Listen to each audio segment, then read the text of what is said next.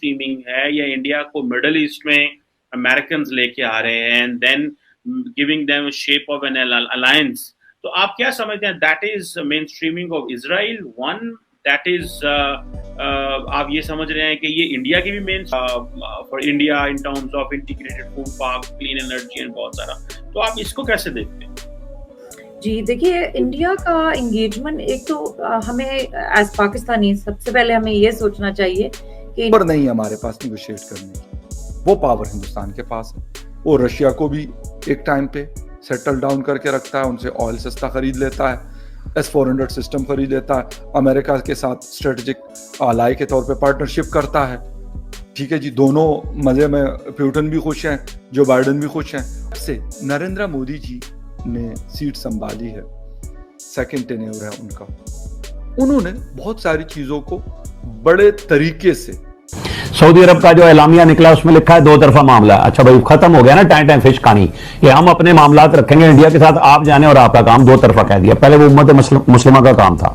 अच्छा जी, अब आप किस तरह बात करेंगे कि जी प्राइम मिनिस्टर ने आज कह दिया जी 5 अगस्त की पोजीशन पर नहीं जाता। अच्छा जी, वो नहीं जाता, ये वो बात है कि मैं हमला कर दूं जो शहबाज शरीफ को उन्होंने कहा था इंडिया पे। आज देखे ना क्या है, हम नहीं मानते भाई, हमारे ना मानने से क्या हकीकत बदल रही है? डेमोग्राफी वो बदल चुके, वो डोमिसाइल दे के ले आए, वो जिस पे शाह महमूद कुरैशी साहब रोज पैंतरा बदलते हैं, 370 वो लगा चुके। हम कहीं पे है ही नहीं, गिनती में नहीं आ रहे। कश्मीर के सफीर थे, वजीर थे, जुम्मे में खड़े थे, भाग रहे थे, दौड़ रहे थे, सब चीजें वापस हो गई हमारी, वहीं की वहीं हम खड़े हैं। मुझे बताएं कि हमारा क्या मौकफ है इसके ऊपर। मैं चूंकि यही बात जो आप सारी कर रहे थे मैं वो देख रहा हूं। अब आप देखें, जिसने हमें अपना घर करार दिया, वली अहद ने, अथॉरिटी ने अभी इशू किया ऑर्डर कि चाइना की वैक्सीन वाला बंदा सऊदी अरब में नहीं आएगा, वो आएगा क्वारंटीन में रहेगा, पैसे पूरे भरेगा, यहां से जो गरीब मजदूर आ ही गया है और यहाँ पे चाइना की लग रही है सारे पाकिस्तान को हज और उम्रे का, फिर बहुत अमीर कबीर जो पहले भी किसी मसले में नहीं आते वही जाएंगे।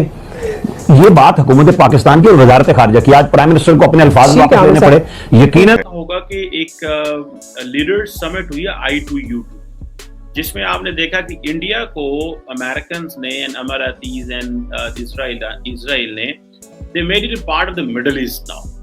ठीक है, उन्होंने मतलब not obviously not geographically but obviously politically, economically, in terms of the geo economic importance which they have given to India. So आप कैसे देखती हैं कि ये जो इंडिया की मेन स्ट्रीमिंग है या इंडिया को मिडल ईस्ट में अमेरिकन लेके आ रहे हैं and then giving them shape of an alliance, तो आप क्या समझते हैं that is mainstreaming of Israel one, that is आप ये समझ रहे हैं कि ये इंडिया का एंगेजमेंट एक तो हमें एज पाकिस्तानी सबसे पहले हमें ये सोचना चाहिए कि इंडिया बहुत बड़ा नेशन है, you know it's can't be compared. आप एप्पल्स टू एप्पल्स नहीं कंपेयर कर रहे हैं।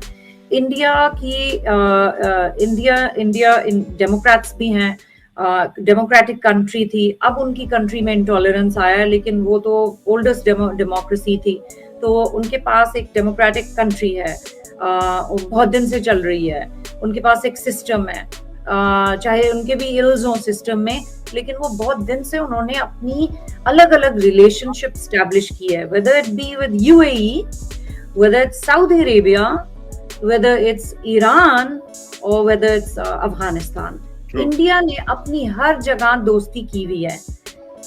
हम चाहते हैं as Pakistanis, a lot of times we tend to think कि अगर चाइना हमारा दोस्त है तो इंडिया का ना हो, अगर अमेरिका हमारा दोस्त है तो पाकिस्तान का नहीं हो सकता, तो इंडिया का नहीं हो सकता।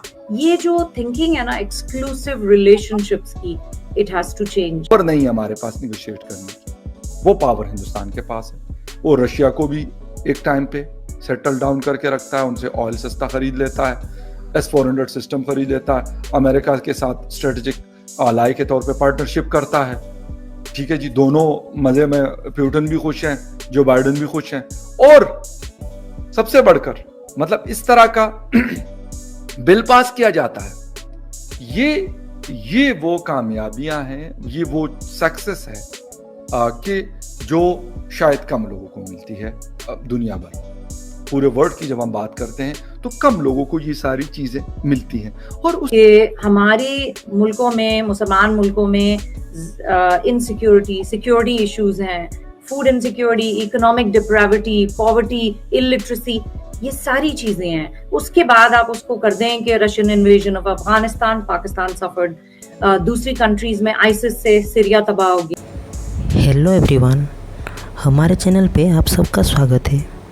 अगर आपने अभी तक हमारे चैनल को सब्सक्राइब नहीं किया है, जल्दी से कर दीजिए।